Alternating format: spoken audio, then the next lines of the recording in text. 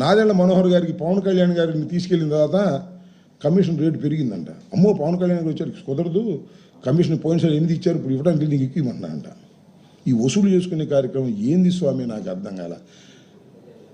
ఓడిపోయినటువంటి ప్రభుత్వాన్ని, కేవలం 11 సీట్లు వచ్చినాయని మీరు పదే పదే చెబుతున్న ప్రభుత్వాన్ని, జగన్మోహన్ రెడ్డి గారి ప్రభుత్వాన్ని మీరు చూస్తారేంటి, మీరు తిడతారేంటి, మీరు విమర్శిస్తారేంటి? అధికారంలోకి వచ్చిన తర్వాత మీకు సిగ్గు అనిపించట్లేదా?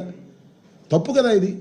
మీ ప్రతాపం ఏం చేశారో పట్టుకుని మీరు పట్టుకుంటే బ్రహ్మాండంగా శభాష్, మేము 2 లారీలు సీజ్ చేశాం, ఎక్కడ కాకినాడ పోర్టులోకి ప్రవేశిస్తుండగా మా పౌర సరఫరాల శాఖ దాన్ని ఏమంటారు చెక్ పోస్ట్లో పట్టేసుకున్నాం అని చెప్పి ఫోటో దిగండి. ఎదురు పవన్ కళ్యాణ్ గారు, ఈయన, లేకపోతే కాకినాడ రూరల్ ఎమ్మెల్యే గారు, పౌర సరఫరాల శాఖకు సంబంధించినటువంటి చైర్మన్ వెళ్ళి ఫోటో దిగండి పట్టుకున్నామని, అది బాగుంటుంది. సముద్రం దాకా వెళ్ళేదాకా ఏం చేస్తున్నారు స్వామి? నడి సముద్రంలోకి వెళ్ళి స్టెల్లాలో నింపేంత వరకు ఎన్నది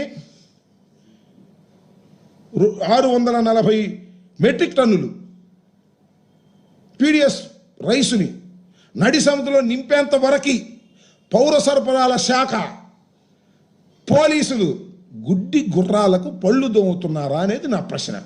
ఇది మీ అసమర్థత కాదా అనేది కూడా నేను ఇక్కడ ఈ సందర్భంలో చెప్పదలుచుకున్నాను. ఇంత అసమర్థమైన పరిపాలన చేస్తూ మా మీద పడి రోజు మమ్మల్ని ఏదో మీ పత్రికలు ఉన్నాయి, రాసే పత్రికలు అని చెప్పేసి రోజు మా మీద పడి రాసేటటువంటి ప్రయత్నం చేస్తున్నారు.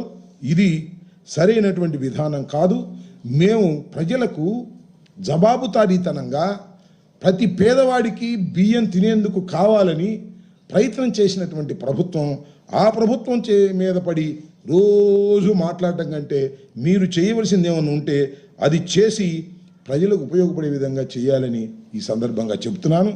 లేనిపోని ఆరోపణలు, పచ్చి అబద్ధాలు, ఇలాంటి ఆరోపణలు చేయటం వల్ల ఏ విధమైనటువంటి ప్రయోజనము ఉండదని కూడా ఈ సందర్భంగా చెబుతూ మరొక్కసారి ఐ వాంట్ టు రీటరేట్, ఎంవి కనిష్ట్రా పట్టాభి ఆగ్రో వియ్యంకులు వారి పేరు కృష్ణారావు వరఫ్ శ్రీనివాస్, పయ్యావుల కేశవులు గారు ఫైనాన్స్ మినిస్టర్ యొక్క వియ్యంకుడు 42,500 టన్నులు లోడ్ చేసింది, నైజీరియాకు వెళ్ళడానికి సిద్ధంగా ఉంది.